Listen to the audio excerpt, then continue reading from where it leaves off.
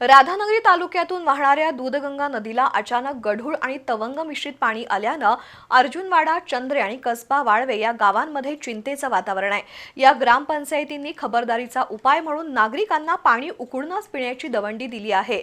दुसरीकडे या परिसरात कावीळ सदृश आजारांचे रुग्ण वाढत असल्यानं आरोग्य विभागानं तातडीनं लक्ष देण्याची मागणी होत आहे। दूधगंगा नदीला गेल्या काही दिवसांपासून दूषित आणि तवंग मिश्रित पाणी आलंय। त्यामुळे अर्जुनवाडा, चंद्रे आणि कसबा वाळवे ग्रामपंचायतीनं पाणी उकळून पिण्याची दवंडी ग्रामस्थांना दिली आहे। अचानक दूषित पाणी नदीत कुठून आलं हे माहीत नसलं तरी दूषित पाण्यामुळे अनेक गावात कावीळ सदृश रुग्ण वाढत आहेत। तसंच साथीचे आजार पसरण्याची भीती व्यक्त केली जाते।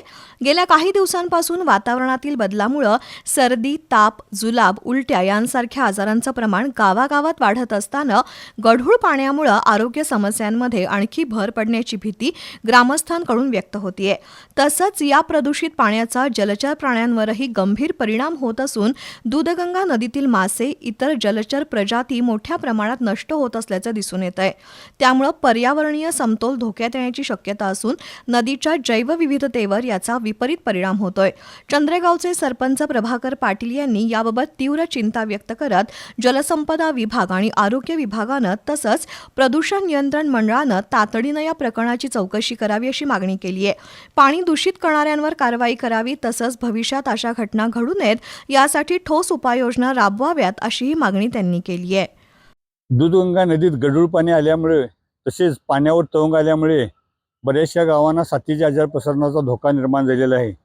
तसेच तहसीलदार महोदयांनी या गोष्टीची गंभीरपणे दखल घेऊन की कशामुळे पाणी गढूळ झाले याचा ताबडतोब बंदोबस्त करावा। तसंच जलसंपदा विभागानं या पाण्याचा जो तवंग आलेला आहे आणि गढूळ झालेला आहे त्याची कारणमीमांसा बघून ताबडतोब त्याचा बंदोबस्त करावा, अन्यथा बऱ्याच गावांना साथीचे आजार पसरण्याचा धोका निर्माण झालेला आहे।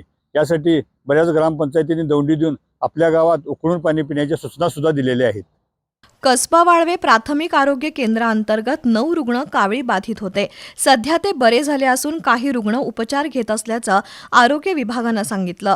दरम्यान नागरिकांनी कोणत्याही परिस्थितीत नदीचं पाणी थेट पिण्यास किंवा वापरण्यास घेऊ नये, पाणी उकळून गाळूनच वापरावं असं आवाहन ग्रामपंचायतीच्या वतीनं करण्यात आलंय।